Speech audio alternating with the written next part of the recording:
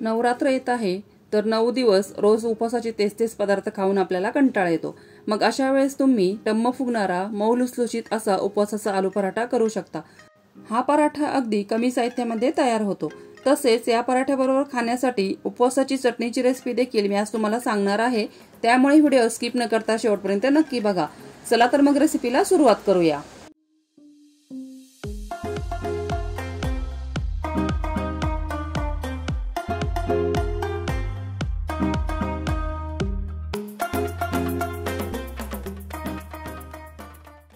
सगळ्यात अगोदर आपल्याला घ्यायचा आहे साबुदाणा आणि मेजरिंगसाठी इथे मी घरातीलच वाटीचा वापर करत आहे।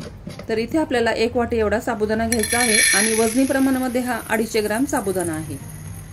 आता गॅसवर एक पॅन ठेवायचा आहे आणि हा साबुदाणा आपल्याला 2 ते 3 मिनिटांसाठी लो फ्लेमवर भाजून घ्यायचा आहे।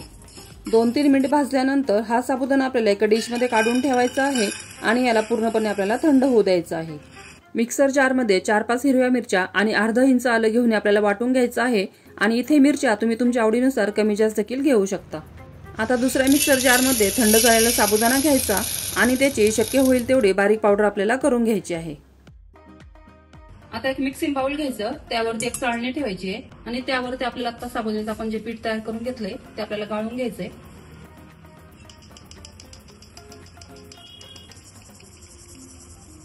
ज्या वाटीने आपण साबुदाणा घेतला होता तर त्याच वाटीने 1 वाटी इथे मी उकडलेले बटाटे साल काढून आणि त्याला बारीक किसणीने किसून घेतलेले आहेत। तर हा बटाटा आता आपल्याला यामध्ये घालायचा आहे आणि वजनी प्रमाणामध्ये 1/2 किलो साबुदाणा आणि 1/2 किलो इथे बटाटे आहेत हे। आणि त्यानंतर आपण जे आलं आणि हिरवी मिरची वाटून घेतलेली आहे ती आपण यामध्ये घालायची आहे। त्यानंतर बारीक चिरलेली कोथिंबीर घालायची आहे। इथे तुम्ही उपवासाला कोथिंबीर खात नसाल तर तुम्ही इथे स्किप केली तरी चालणार आहे। त्यानंतर चवीनुसार यामध्ये मीठ घालायचं आपल्याला आणि आता हाताने आपल्याला अगोदर मिक्स करून घ्यायचंय। हाताने मिक्स केल्यानंतर यामध्ये आपल्याला जसे लागेल तसे पाणी घालून हे पीठ आपल्याला मळून घ्यायचं आहे। इथे आपण साबुदाण्याचे कोरडे पीठ वापरले असल्यामुळे साबुदाणा पाणी शोषून घेतो आणि त्यामुळे आपले पीठ हे कोरडे होत जाते। अशा प्रकारे आपले हे पीठ मळून झालेले आहे आणि आता हे पीठ भिजवण्यासाठी मला 1 ग्लास एवढे पाणी इथे लागलेले आहे। आता यावर झाकण ठेवून हे आपल्याला कमीत कमी 10 मिनिटांसाठी रेस्ट होण्यासाठी ठेवून द्यायचे आहे। पीठ भिजत आहे तोपर्यंत आपण चटणी करून घेऊया। तर त्यासाठी इथे मी अर्धा ओलं नारळ घेतलेले, त्याचे असे तुकडे करून घेतले। त्यानंतर चवीनुसार 4 ते 5 हिरव्या मिरच्या आणि अर्धा इंच आलं घेतले।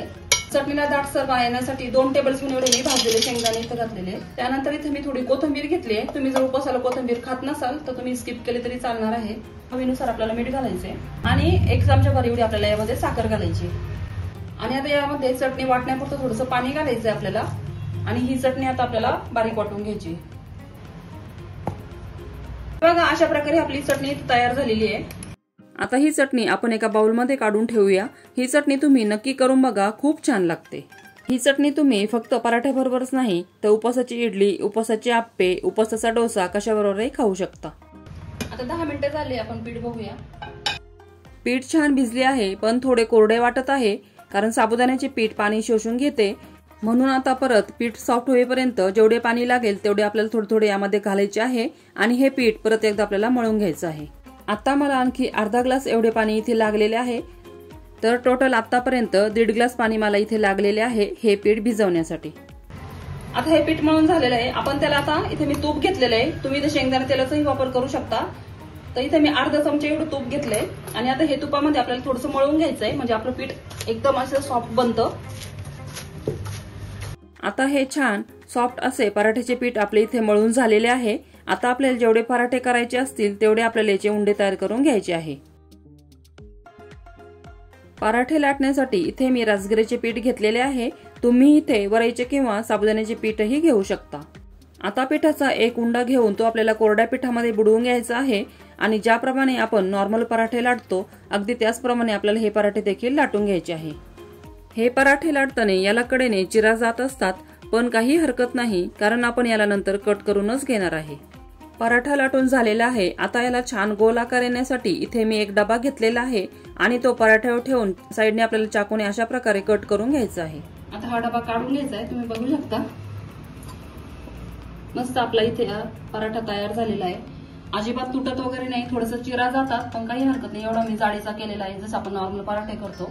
तर आता हे या डिश मध्ये मी अशी काढून घेते आणि आता हे परत आपल्याला त्या पिठामध्ये घालायचंय.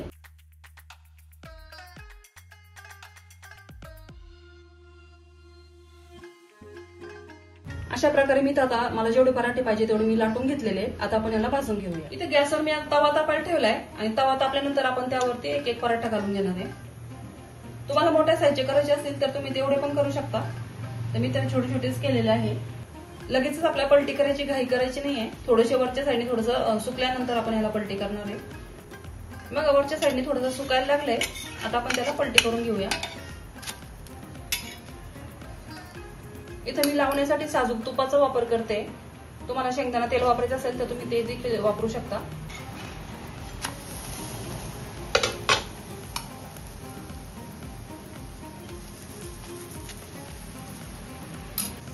खूप छान एकदम सॉफ्ट असे आपले हे पराठे तयार होतात. साबुदाणा भिजवायची गरज नाही तुम्हाला अगोदर. दोन्ही साईडनी छान गोल्डन कलर येईपर्यंत आपल्याला हे आता भाजून घ्यायचे आहे.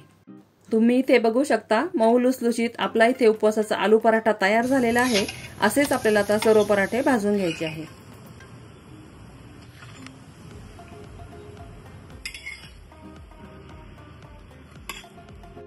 हे पराठे तुम्ही आता आपण जी ओल्या नारळाची चटणी तयार केलेली आहे त्याबरोबर आणि दह्याबरोबर देखील सर्व करू शकता.